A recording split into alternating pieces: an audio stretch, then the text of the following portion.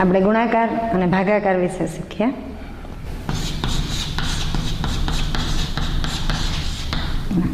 ગુણાકાર એટલે પુનરાવર્તિત સરવાળો.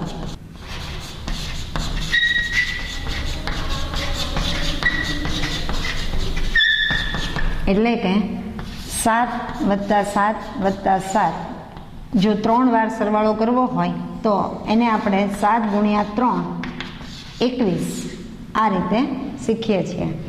ગુણાકારમાં બે સંખ્યાનો ગુણાકાર થાય છે, જેમાં એકને ગુણ્ય કહીએ છીએ અને બીજી સંખ્યાને ગુણક કહીએ છીએ.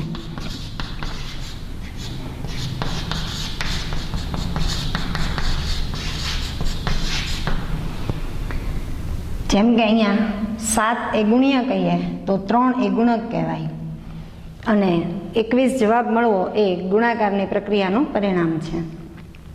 ગુણાકાર માટે 1 એ તટસ્થ સંખ્યા છે.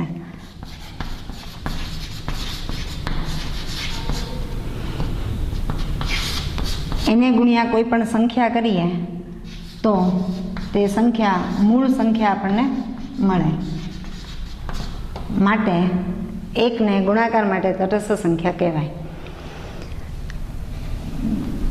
સાદા ગુણાકાર પછી આગળ વધીએ તો 2 અંકની કોઈ સંખ્યાનો ગુણાકાર 1 અંકની સંખ્યા વડે લઈએ તો અહીંયા 23 એ 2 અંકની એકમ અને દશકની બનેલી છે.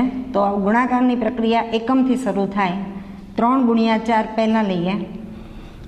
4 તેરી 12 નો 2 વધી 1, 4 દુ 8, 8 + 1 9. આ રીતે પરિણામ મળે. જો 2 અંકની સંખ્યાને 2 અંક સાથે ગુણાકાર કરીએ તો ધારો કે 34 × 23 લઈએ તો અહીં 34 નો ગુણાકાર 20 સાથે થાય છે અને પછી 34 નો ગુણાકાર 3 સાથે કરી આ બંનેનો પરિણામનો સરવાળો કરતાં આ પરિણામ આપણને અહીંયા મળે છે. જેમ કે 4 દુ 8, 3 દુ 6 અને દશકના સ્થાને આવેલું શૂન્ય પાછળ લાગી જાય છે.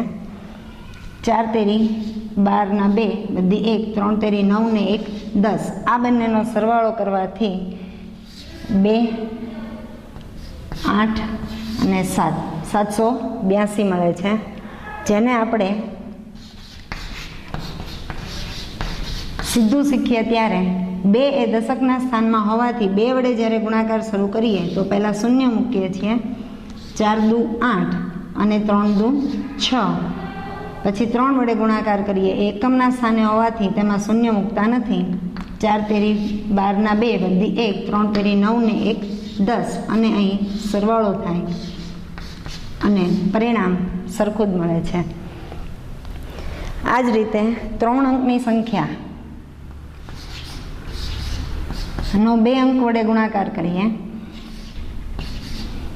તો એકમના સ્થાનથી પણ ગુણાકાર શરૂ કરી શકાય. તો 3 દુ 6, 5 તેરી 15 ના 5 વધી 1, 3 તેરી 9 ને 1 10. 2 એકા 1 એ દશકના સ્થાને હોવાથી પહેલાં દશકની શૂન્ય.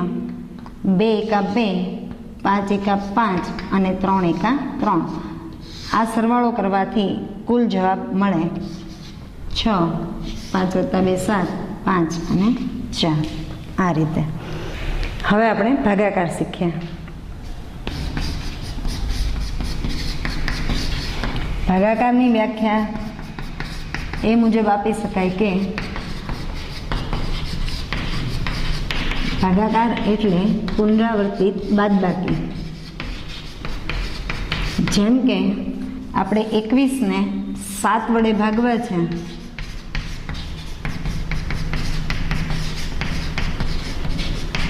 એટલે 21 ઓછા 7 ઓછા 7 ઓછા 7 3 વખત કરીએ છીએ અને શૂન્ય પરિણામ મળે છે. એટલે કે 21 / 7 કરવાથી 3 ભાગફળ પરિણામ મળ્યું કહેવાય. આમ ભાગાકાર એટલે પુનરાવર્તિત બાદબાકી. ભાગાકાર અને ગુણાકાર એકબીજાની વિરોધી પ્રક્રિયા છે.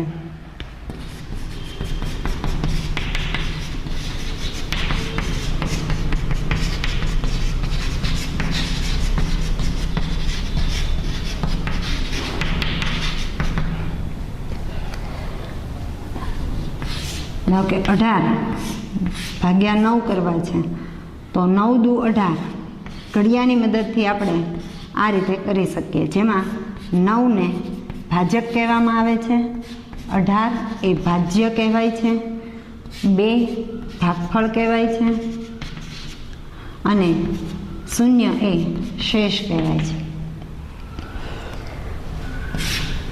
હવે ધારો કે 328 ભાગ્યા 7 કરવા છે, તો 7 તેરી 21, 7 ચોક 28, 7 પંચા 35 એ 32 કરતાં મોટા હોવાથી 7 ચોક 28 આપણે ભાગાકાર ચલાવીએ છીએ.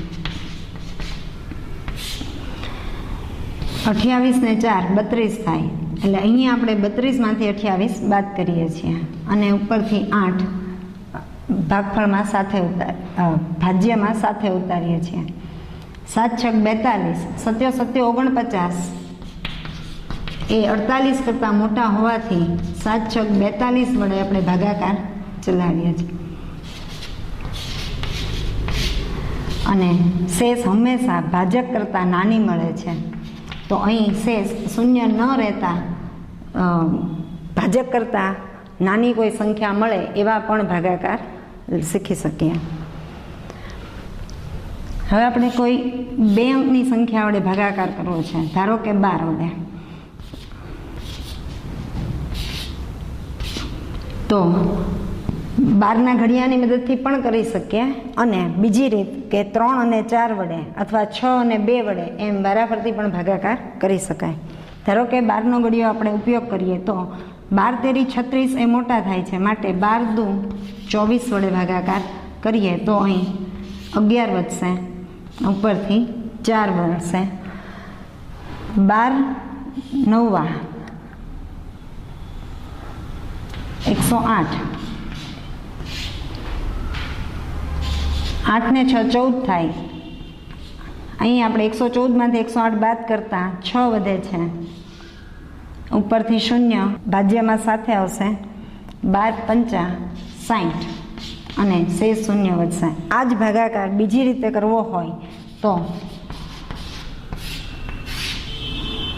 4 તેરી 12 માટે ધારો કે પહેલાં 4 વડે ભાગાકાર કરીએ, 4 8 32, 3 વધ્યા, ઉપરથી 4 ઉતારીએ, 4 6 24, 4 32, ફરી 4 8 32, 2 ઉપરથી 0 ઉતારીએ, 4 પંચા 20, 0 શેષ વધે.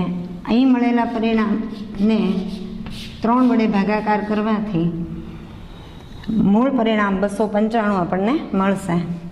3 દુ 6, 2 મળે, ઉપરથી 8 ઉતારતા 3 9 27, ભાગ ચાલવાથી 1 વધે, 5, 3 પંચા 15. આ રીતે છેલ્લું અંતિમ પરિણામ બંનેમાં સમાન મળે છે.